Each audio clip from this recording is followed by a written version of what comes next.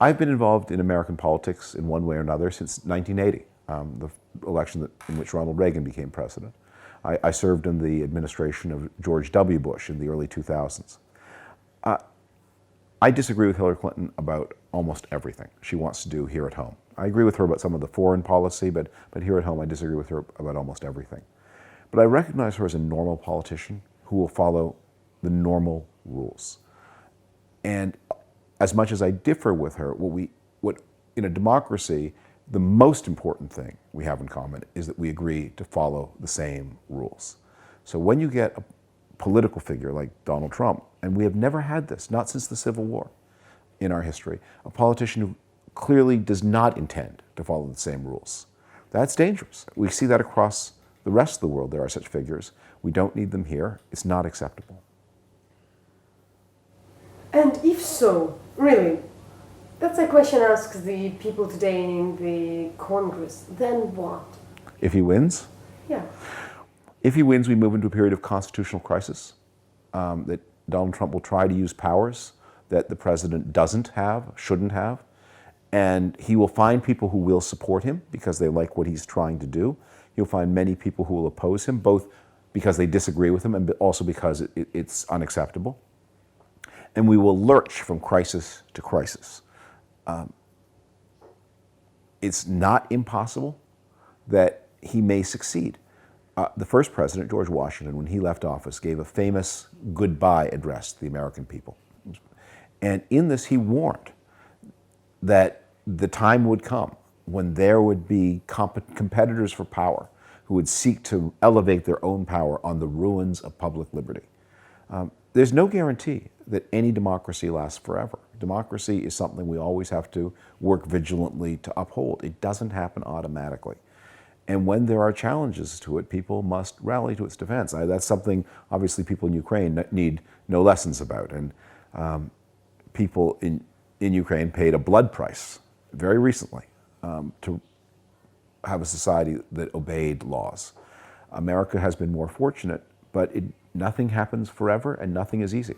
But that's exactly the, sometimes the response I have also from some of the people from the Republican Party that, the system is there in place, there is a check and balances, there is a Congress and Senate, and not that much depends on the president. So none of that is true. First, there is no system, there are only people. The system is people agreeing to obey rules. When people start saying, well, I disagree, I won't obey the rules, but the system will save me. What is this system? It's not a machine. It's just a set of, it's in our brains. And if we start saying, no, we will do it differently, the system only exists so long as we believe in it. There are limits on the power of the president, that's true, but presidents are very powerful. And when these people in Congress say, well, Congress will check him, I say, wait a moment, you're a member of Congress, you're a Republican member of Congress, the Republicans control Congress.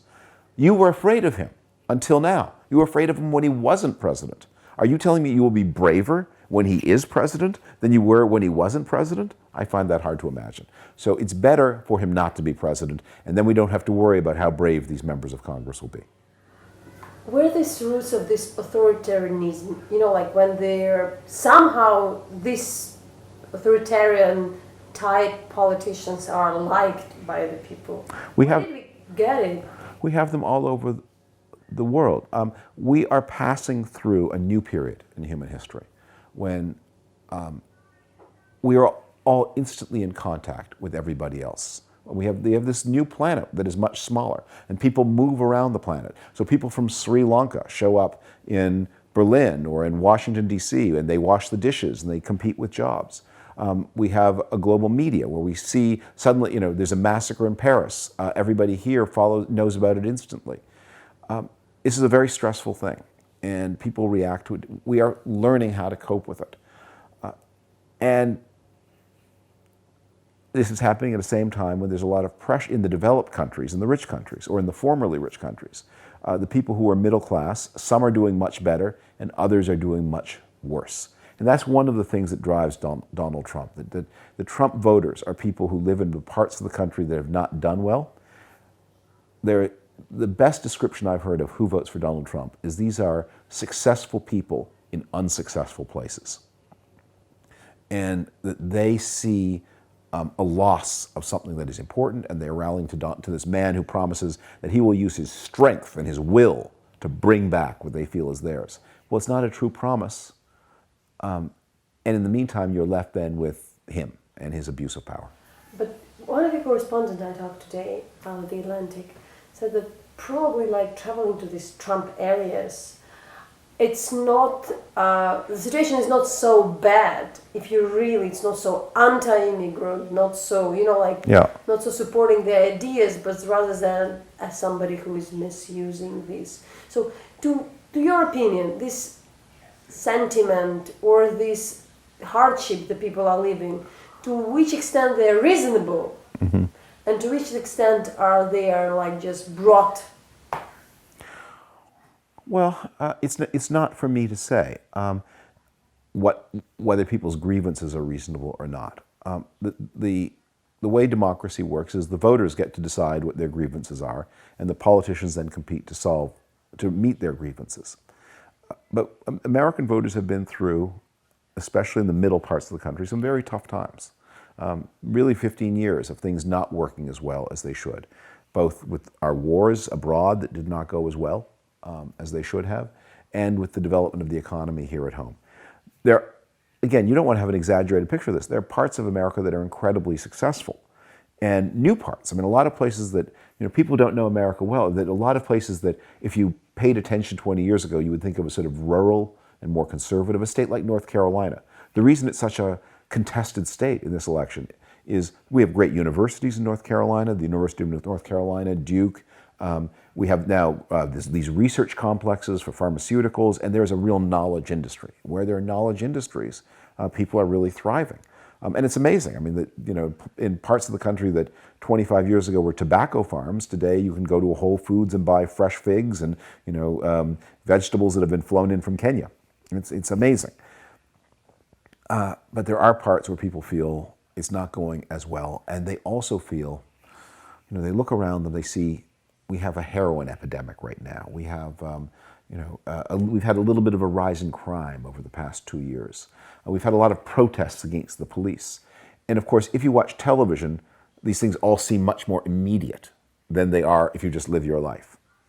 What is the responsibility of the media? The Atlantics run the story on the weaponization of the social networks, for instance. Yes. But do you think what is happening, what is the responsibility of the media for what we have today? Look, if you don't watch American cable TV, you live in a very peaceful country. As I say, there's a little more crime in 2016 than there was in 2014.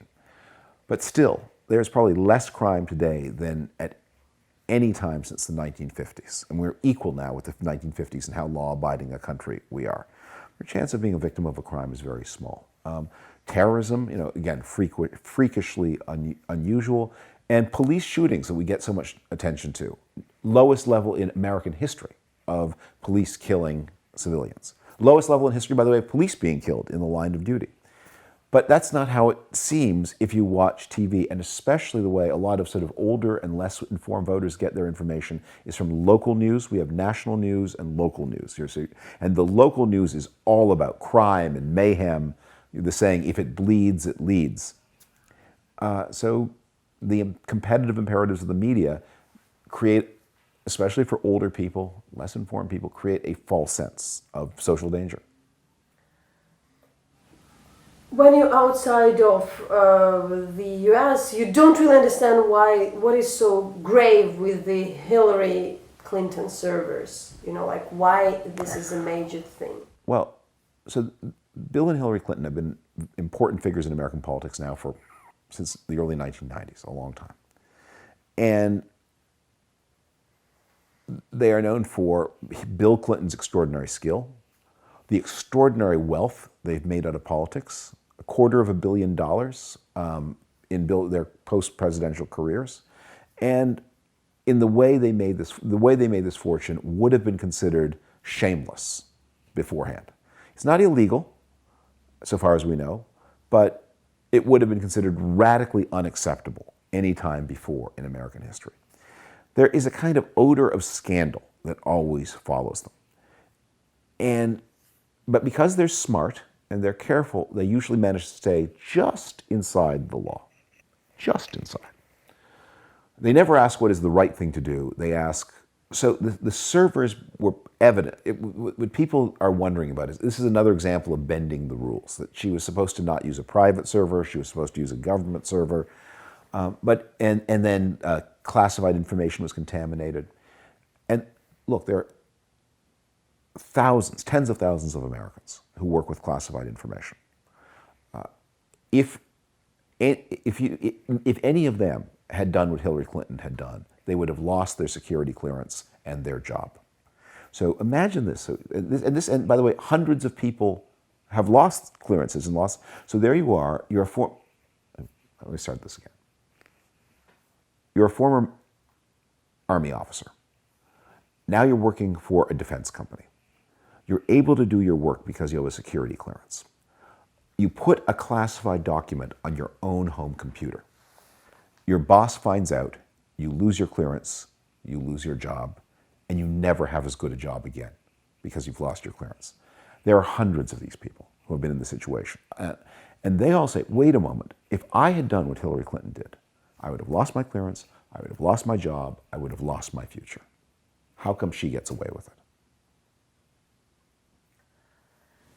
The Kremlin comes to this election somehow, but there are different ideas that Russia really wants to be.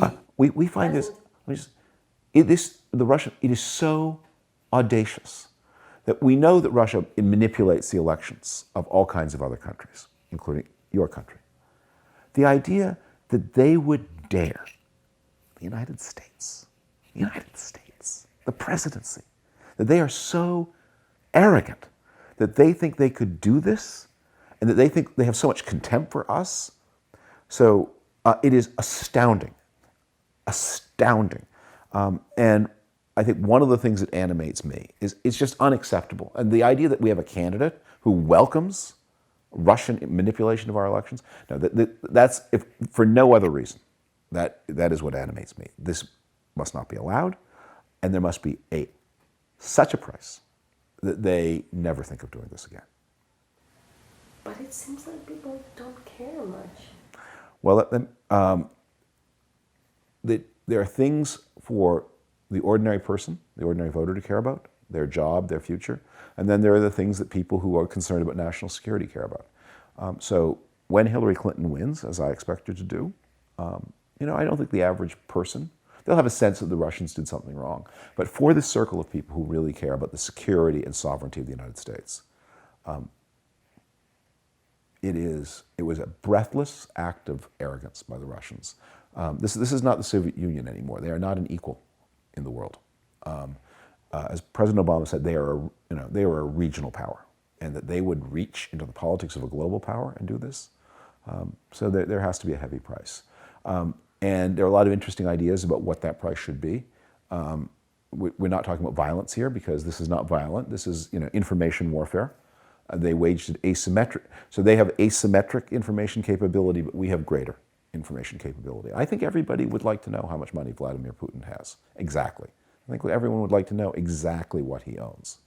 And I suspect that is something that the United States government knows. I think a lot of people in Russia would like to know exactly what he owns. I think they would like to know exactly how many mistresses he has and where they live. I think there are a lot of. I think people would appreciate satellite photographs of his houses. Let's see them all. Let's hear from some of the. Let's hear the conversations he has on his phone from his car. There are things. At some level you have to say.